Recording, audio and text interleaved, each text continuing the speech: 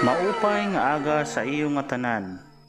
An aton yana lesson sa music amuan relates images with sound and silence using quarter note, beamed 8 note, half note, quarter rest, and half rest within a rhythmic pattern.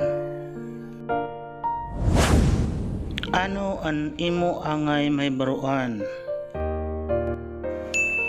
Kada komposisyon sa musika hinihimo sin iba-iba nga nota, ngan rest, kamingaw, ngan sin iba-iba nga mga simbolo pan musika.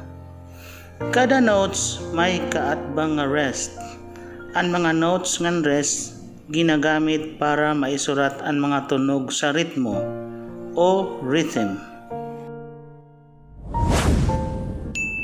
Ang note o nota amo ang simbolo sang tingog. Ang rest amo ang simbolo sang kamingaw.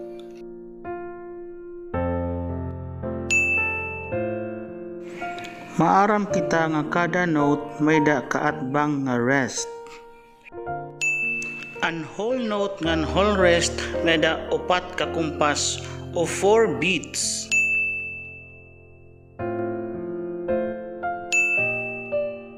Ang half note ngan half rest may ada 2 ka kumpas o 2 beats. Ang quarter note ngan quarter rest may ada 1 ka kumpas o 1 beat. Ang 8 note ngan 8 rest may da katunga nga kumpas o 1/2 beat.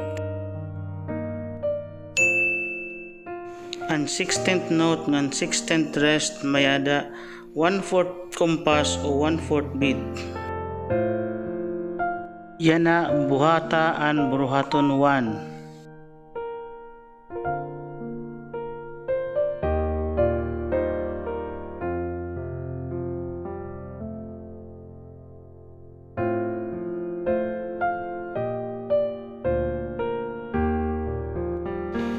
Kahuman buhata an buruhaton 2.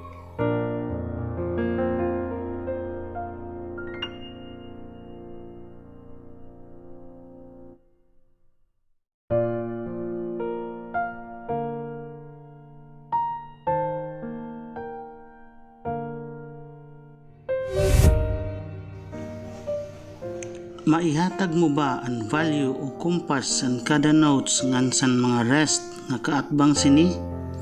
Isurat ang baton sa iyo papel.